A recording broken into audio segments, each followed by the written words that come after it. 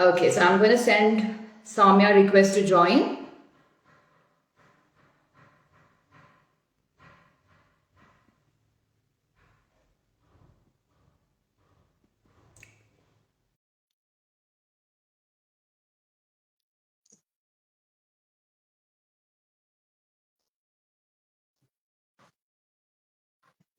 Able to see me?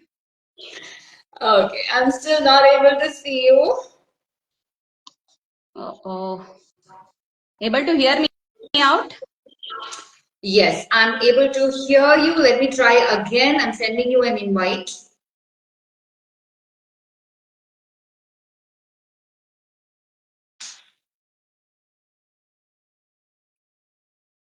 Or maybe you'll have to log in with some other No, no. code. Okay, there's someone who's joining us. So can you see both of us? Let me just check in with the Yeah. audience. So if they're able to see us, then we can continue talking. So right now, Sowmya, I'm not able to see you. I'm not sure whether you are able to see me. I'm able to see you. Oh, you're able to see me. Okay. I'm not able to see you. Okay, so I'm getting someone from the audience saying that they are able to see you. So maybe we will just start this conversation. Yeah. Yes. Okay, so let me introduce Sowmya before we start talking. So Sowmya is a registered dietitian and a nutrition educator with 18 plus years of experience, and she's also a marathon runner. And so thank you, Sowmya, for agreeing to be here. I'm really grateful to be able to share your expertise with my community and anyone else who's lucky to be here listening. So let's dive straight into it. My first question for you, Sowmya, is what are the credentials that a person should look for in a person who we are seeking nutrition advice from? Because today we see that there are people doing a lot of these short term nutrition courses, and they are nutrition coaches and they are offering advice on weight loss and PCOS and a lot of other things. So, what do you think about this trend? Your thoughts on this? Yeah. So first and foremost, yes, you are very much welcome to ask the credentials of the nutrition professional whom you are trying to contact. So do ask them whether they have actually done their bachelor's or master's in food science and nutrition or dietetics and food service management. So there are different colleges which offer different subjects in this domain. So you need to consider that. So which college is offering which, and ask the professional what is it that they are qualified in, because see, it is not only the qualification but the experience what you hold in the clinical setup that will give you the handhold experience of handling different types of patients. So just because I have done a 3 months nutrition course doesn't Yeah. entitle me to talk about nutrition. See, I can also do a 3 month photographic course and then claim myself a photographer. But it all depends on how I'm going to carry forward in the coming years. So it is not just about the qualification. How are you able to Yeah. handle the situation? And you need to Yes. understand the physiology of the body before you recommend any diet. So this is part of the medical or the medicine subject as well. So you need to understand all this before you seek advice. Yes, absolutely, absolutely. Thank you so much for bringing that because, like you said, doing a nutrition course might give you some knowledge, but it's still limited when it comes to offering advice, which needs to go really deep. So, for general population, like you said, it's important to we can even ask for these credentials. So, the follow-up question is, how can a registered dietitian be able to help a client? So, what are their capabilities? So when a registered dietitian has her credentials and the experience to handle clinical and chronic cases, the metabolic disorders. So what happens is when you come to a registered dietitian, they follow a process. Like you have to undergo an assessment process. What is it that the lifestyle that you are leading? What is your medical history? What is your diet history? All these things need to be considered before planning a diet. See, for example, when a client comes to me for sugar management or diabetes management, my duty is not to tell him that eat this or don't eat that.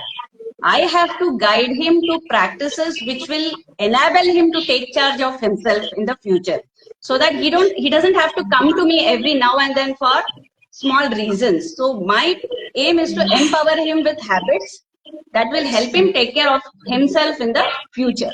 Second, registered dietitian will never give you a crash diet or a fad diet whose life is short term. We believe in sustainability. What is important is you should be able to take care of your immunity. Your immunity level, whenever it drops down, you are prone to getting any diseases in the future. So we build your immunity. We build those healthy eating practices and understand your preferences, your allergies, intolerances, and your lifestyle in totality while planning the diets. So any disease isn't cured only by nutrition.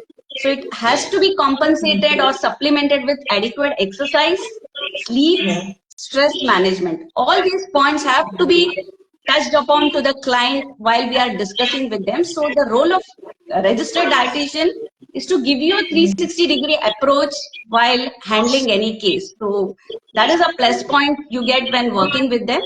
And they will not always tell you to count everything what you're eating. See, because now we see this common trend on media that you have to count everything and eat. See, food is not meant to be counted. Of course, you should know what is it that you are feeding to your body, but you don't have to calculate like for numbers, like I'm having 10 calories or 20 calories. You don't have to go into the depth of that. So that guidance is given by the dietitian. All right. Yes. Yes, that's so true because it's not even sustainable, right? This counting of calories, and it can make you feel like you're not really enjoying the process. So, thank you for bringing out all the things that a registered dietitian can help a client with. Moving on to another question, which is what are the simple yet effective habits that people can incorporate into their daily lives to maximize their nutrition quotient? So first and foremost, plan your meals. So that's the first thing you need to do, because once you know what is it that you're going to eat for your day's meal, half of your nutrition intake will be taken care of, because you already know what is that food that you're choosing and probably why you're choosing that, because somewhere you have read or somewhere somebody has told you that this food is rich in so and so nutrients. So that is why you are choosing that food, right? So half of your Yes. nutrition needs will be taken care there itself by planning. But again, planning is a process for which you need to dedicate certain amount of time in the initial stages, maybe for a month or so till you get a hang on it, and then it becomes Yes. a part of you. Then you don't have to go back planning every day, because you mentally visualize, okay, this is the protein that I'm going to eat, this is the carbs I'm going to have it in my meals, these are the vegetables, these are the fruits. So half of your work is done, and after that it depends on what is your life goal, like whether you are into fitness or whether it is with the weight goal or whether you are trying to manage some chronic problem. Then the next step comes as to what are those specific habits which you need to cultivate to make nutrition a daily practice. Yes. Yeah, so meal planning is really important. And so I'm sure many people struggle with doing it. And good point that you brought out is initially it can be hard. I think it's like anything else, right? It's always hard in the beginning, but as you just keep doing it, then it becomes easy. So from my own journey, I've in this path of improving my nutrition, I know that I used to struggle a lot initially, but then slowly as I kept planning, it just becomes easier. And like you said, it really makes a huge difference to our life and being able to plan, and it reduces the cognitive load on the brain as well. It's already there, you know, what you're going to eat. So thank you so much for bringing that. So meal planning is really important. So awesome. Moving on, as we grow older, I want to know from you how our nutrition habits, say for in our midlife, should change. Is there anything, any particular nutrient, any food group, anything that we need to start prioritizing more, something different from what we have been doing earlier? Okay, so before we move on to changing our habits, we need to understand our base level. Where are we at that point of time?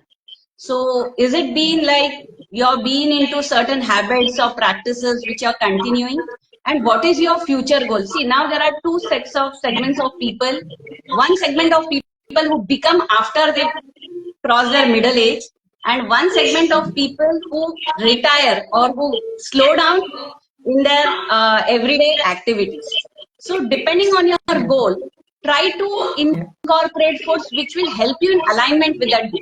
But besides that, you need to focus on having adequate proteins, adequate calcium in your diet, because that is the age when there is a lot of hormonal imbalance takes place, especially for ladies when they are moving towards the menopausal stage. The Yeah. hormones take a back seat. So those things which are going to trigger these cardiovascular diseases or bone issues. So important minerals like your calcium, vitamin D have to be taken care of, because we slow down physiologically inside also. So these nutrients will help in maintaining that balance for your rest of the years. All right. Awesome. Awesome. Thank you so much. So I'll take some questions from the community that have come. So there's one on supplements. So now that you're talking about vitamin D and calcium, so there is a question that someone asked, what are the supplements that we need to prioritize? Do we need to take supplements like vitamin supplements, iron supplements? So what are your views on it? See, supplements are meant to bridge the gap what your diet is not able to provide. So it's not a what do you call an substitute for your food. So consider, for example, you are having a regular diet with all the nutrient-rich foods, but your body demands an additional requirement of a particular nutrient. So that time, the supplement plays a very vital role to bridge that gap. Because whenever your body is in a deficit stage, any nutrients are lacking, so you're bound to have certain amount of discomfort in the body. So that could be tiredness, or maybe muscle breakdown, or it could result in any of the symptoms. So but nutrient deficiency need to be corrected at any point of time. So that time these supplements for a temporary period can help you resolve that problem. But being an Indians, are we are vegetarians, protein is something we are like almost lagging. So, or I might say we are not planning our food in such a way that we are optimizing the protein intake. So once Yes. you get a clarity on that, maybe your 50% or 70% can be met by your food, and the rest, whatever is remaining, definitely you can meet through supplements. But whenever you are taking any supplements, see to that it is from an authentic brand. Now you see like plethora of brands available online and even offline also, but you are confused what to take and what not to take. So the Yes. easy or the first resort, what we do is we ask our friends or neighbors, whoever is taking it, and then we tend to consume that. But again, so I don't say that you go and ask your neighbor, but take the reviews, but consult a qualified person who will be able to guide you, considering your lifestyle in perspective. Because some might tolerate it, some might not tolerate it. So it has to be taken in that way. So for that, you need require a expert guidance.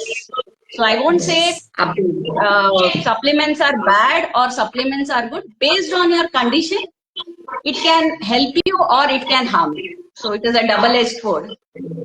Yes, yes, absolutely. Thank you for bringing that out. I think a lot of us just pop in because, like you said, ask the neighbor, ask the friend. We don't go to a qualified person for whatever reasons we lack time or we think it's okay.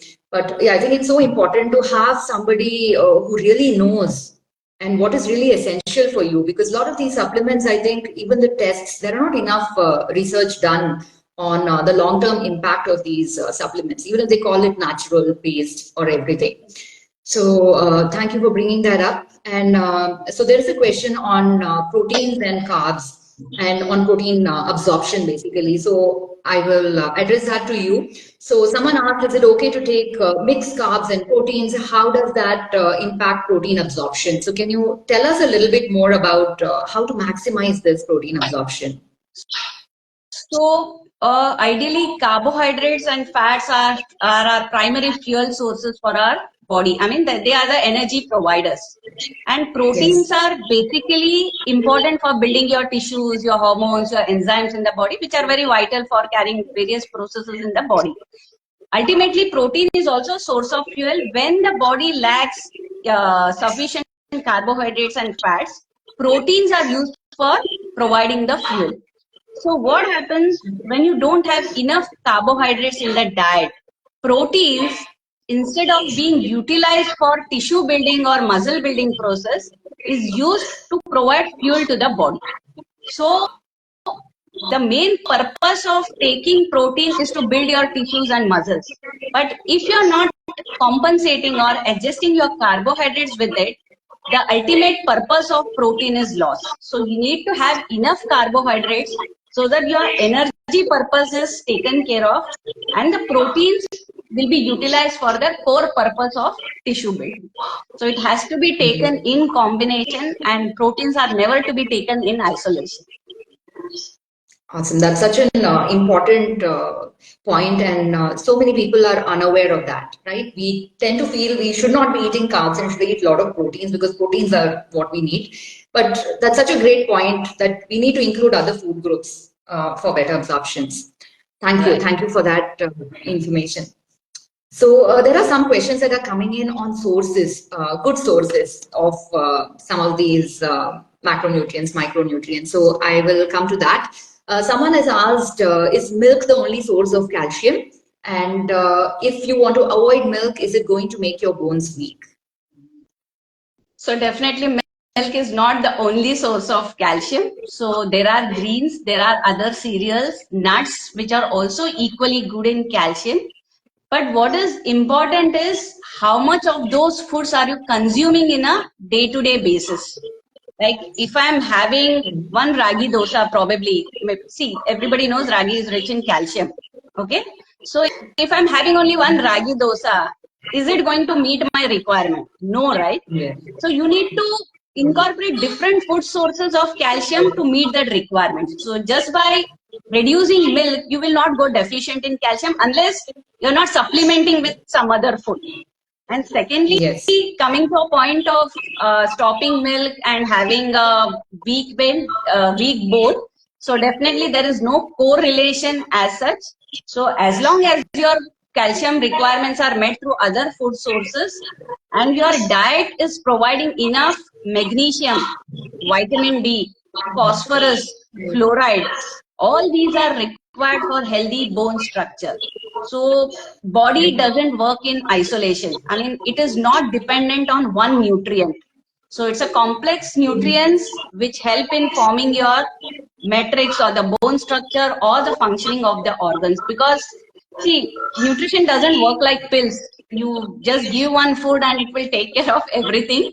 So that is why we Yeah. always emphasize have varied foods, have diverse foods so that you Yeah. get nutrients from all the food groups. So nature has given you plenty of foods. You just need to know which is that food you can eat, which is affordable to you, which is easy to make as per your lifestyle that you are living.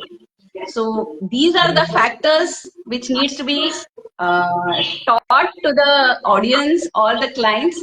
So that will make their life simpler and better. Yes. Yes. We should include a wide variety of foods.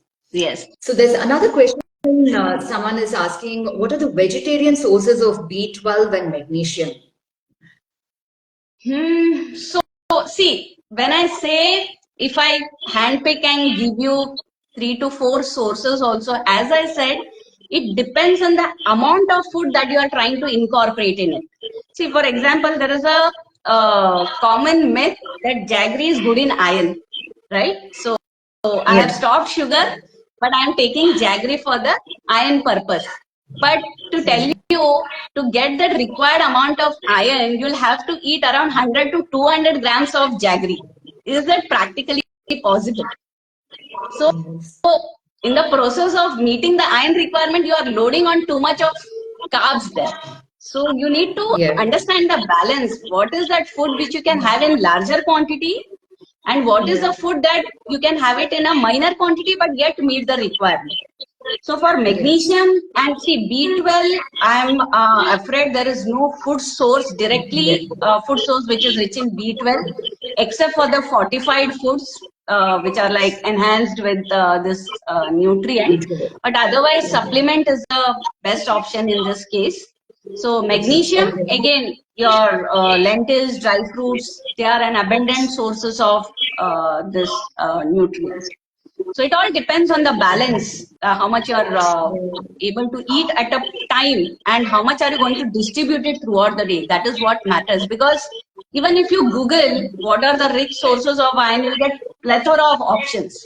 But how Yes. much are you able to incorporate that? So that is Yes. a very important thing to take care of. Yes. Yes, I think what's important is to know how much quantity you need. You won't be able to meet, like you said, you have to eat so much of jaggery to meet that iron. So it cannot be, we cannot depend on just one food. So it has Right. to be, and we should have at least a general sense of how much you need. So the question that pops up in my mind is, how often do you think we should test for nutrient deficiencies? Is it See, essential, if or you you're just like look above for 30, symptoms? sorry? Do you have like a plan for getting your nutrient deficiencies or a checkup done for this, or do you just look for symptoms? Like if I'm feeling fatigue and then I go and check. So that kind of thing. So how often you should do this planned See, checkup ideally, for nutrient deficiency? after 30 years of age, you should get all your basic tests done just to ensure that whether you are at the right levels or not. Because as you age, definitely the intensity of deficiency is going to increase and the impact on the body organs is going to severe. So at the early Yes. age, if you're taking the right precautions, then you may avoid getting those problems and delay its onset. So ideally after 30, you get your test done.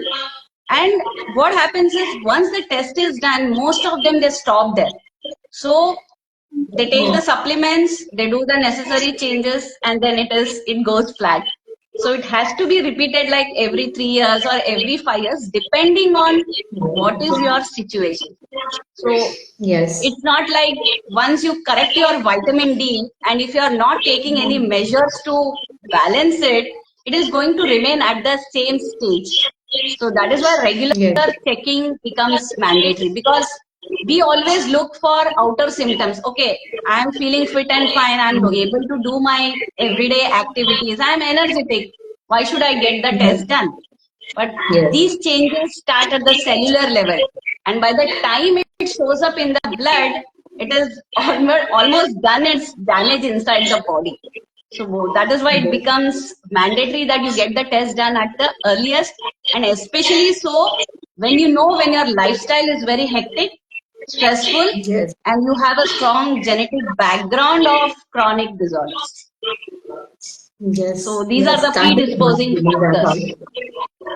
Yes, so important to prioritize this checkups, and it'll also help you be more focused on your health.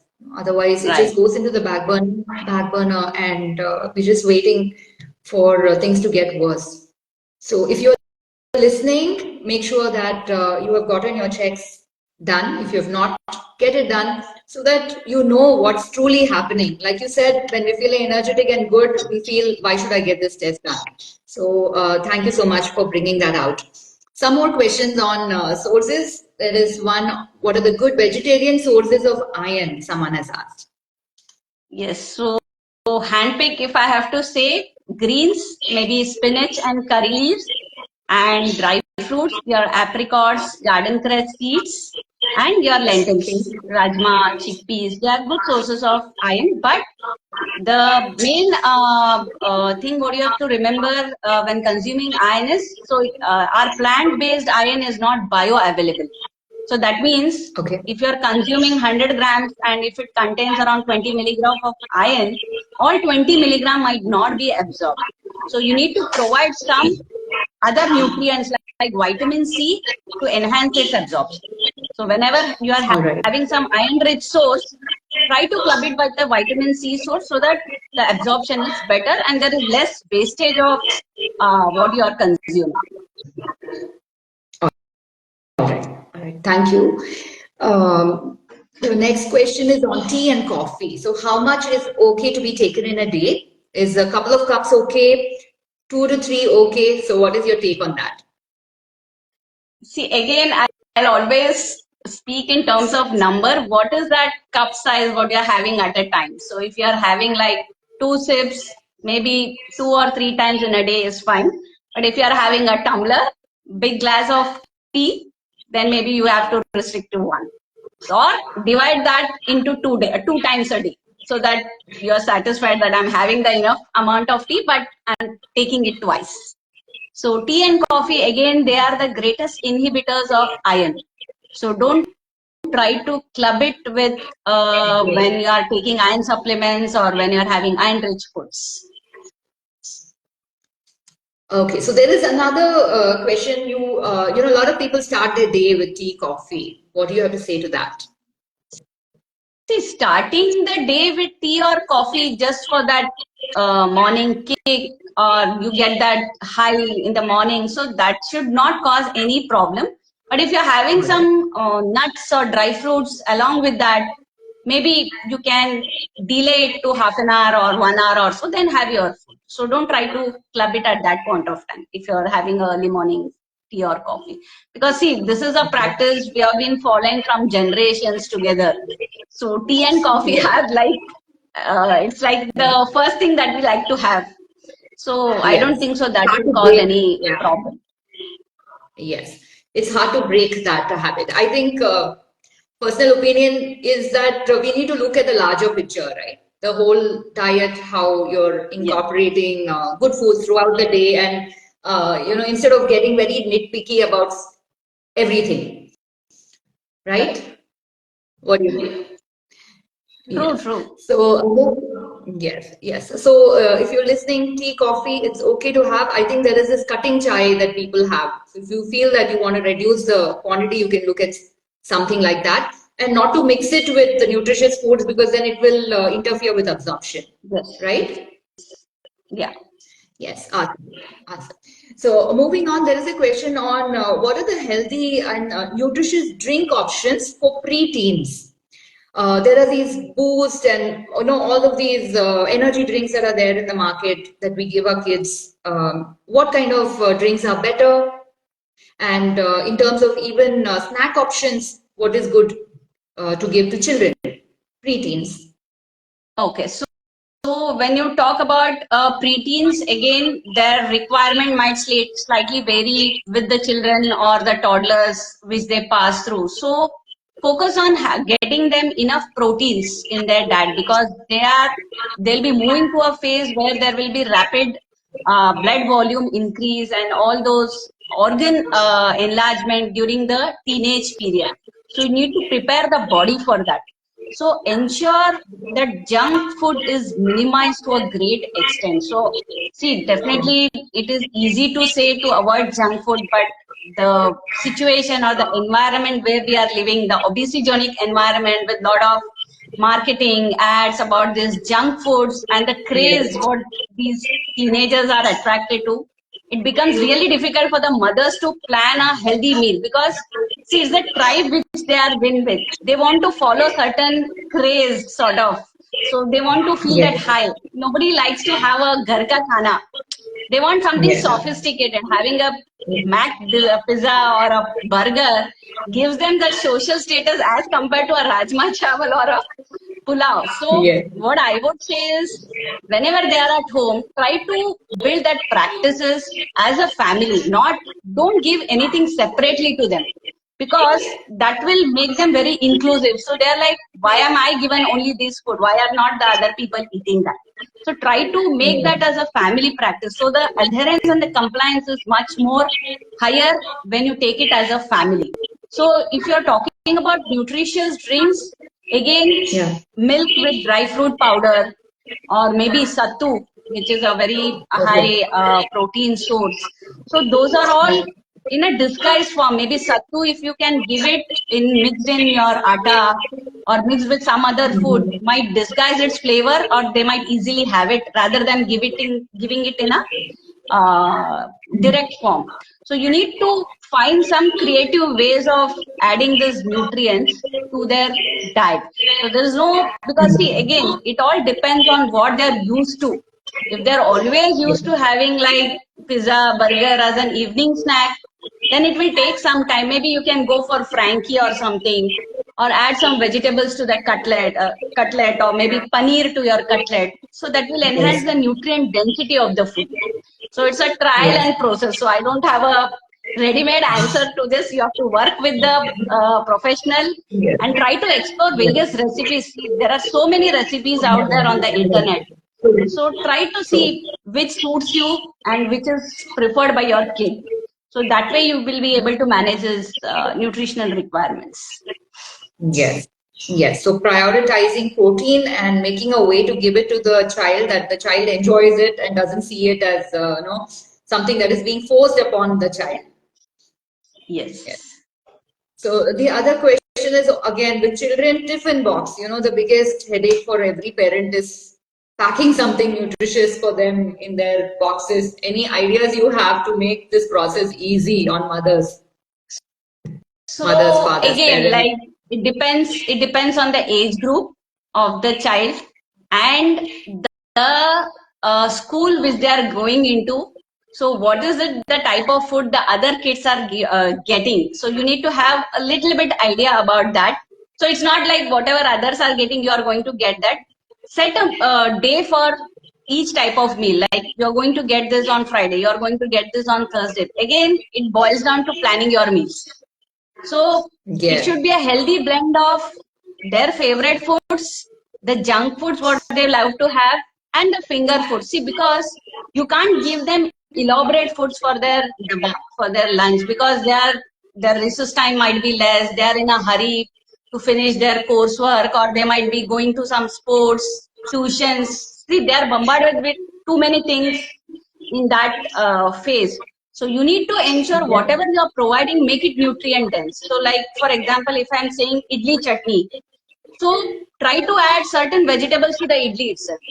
So that will take care of your some of the nutrient needs. Or if you're making chapati bhaji, so try to add your til seeds or maybe sattu, paneer to the chapati atta as well. Or you can knead your chapati dough with milk itself, so that milk goes in a indirect form there, and it makes the chapati also soft. So again, you have to be little creative and first understand the preference, don't force feed. And the Yes. other thing what I've observed with mothers is they try to make too many different things for the kids, and in the process they overwhelm themselves.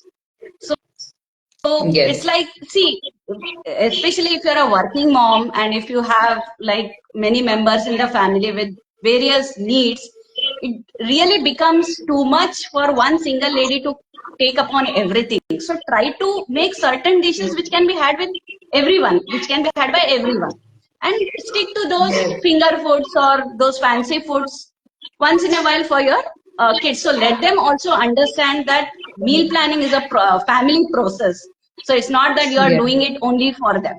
So once they know, okay, whatever I am eating, the parents are also eating, the other members are also eating, then they will be automatically they will comply to whatever you make. So don't try to make everything new to them. But Yes. in the process, try keep experimenting with different foods. See, because a Yes. single food can be made in different forms and every child will like it in different form. So some might Yes. like paneer bhaji, some might like paneer paratha, some might like paneer bhurji, or some might like paneer fritters. So try to vary Yes. it every week. So this way there is variety, and the important thing to ensure is the child loves eating whatever you have prepared, even when it is Yeah. cold, because you can't Yeah. have piping hot if you're providing them dabba in the morning and their lunch hours is in the afternoon. So ensure Yes. those foods which will remain palatable even when they are cold. Yeah. Yeah.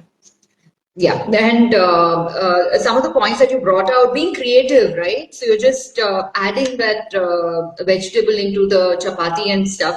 And I think these are such great ideas for our family itself, not just for the kids, but also for ourselves. Being a bit creative and incorporating all of these different kinds of nutritious stuff to enhance the nutrition of the food. Anyway, you're making a dosa, why not add some vegetables to it? Right. So that is such a brilliant idea and a brilliant way of thinking. So we need to be creative in the kitchen and think about prioritizing our nutrition.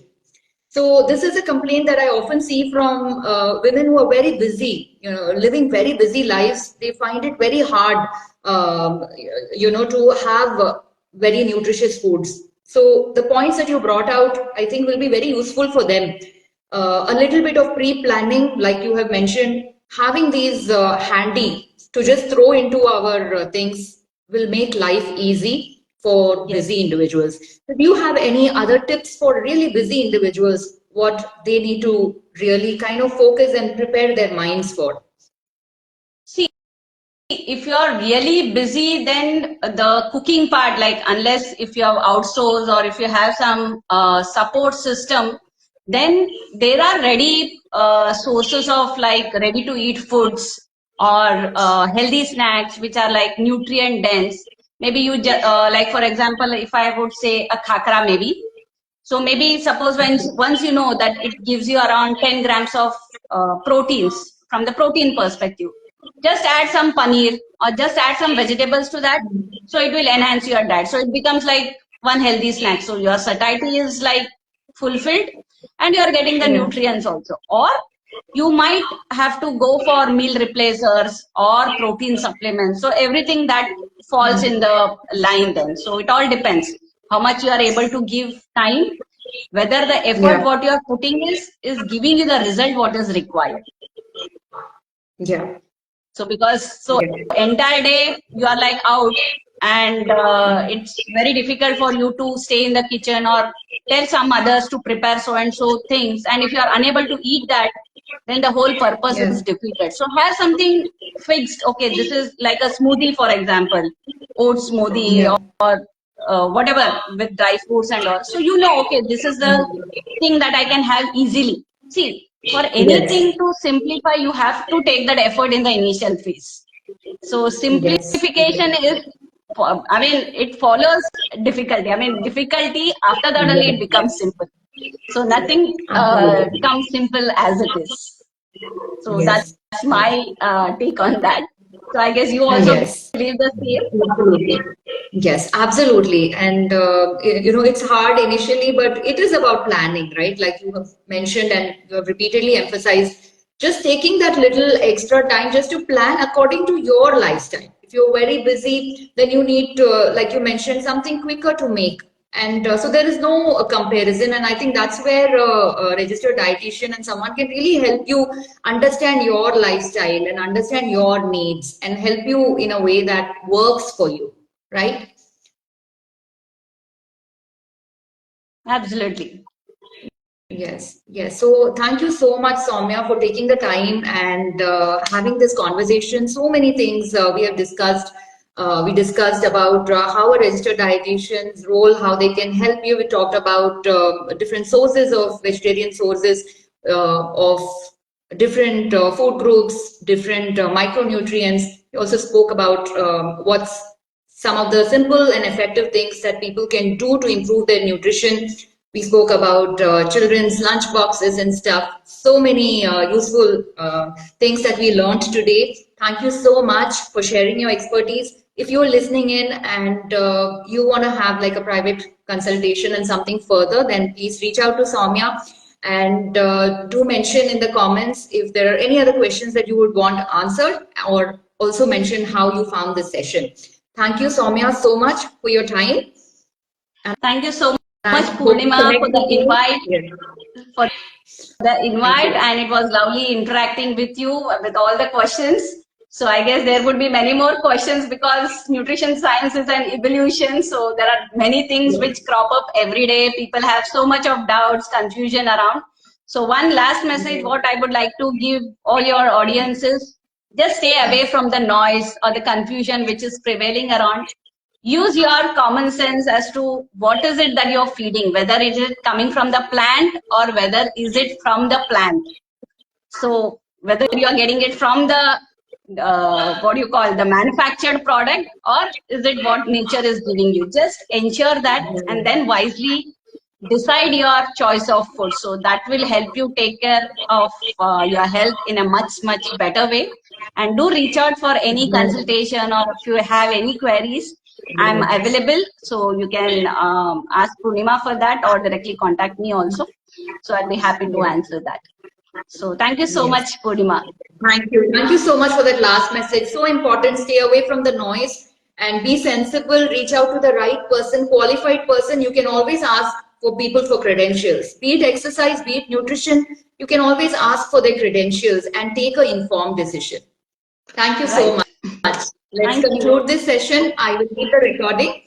And if anyone has any more questions, please leave it on the comments. Thank you. Thank you, Yeah. Soumya. Thank Bye bye. you. Thank you. Bye. Bye.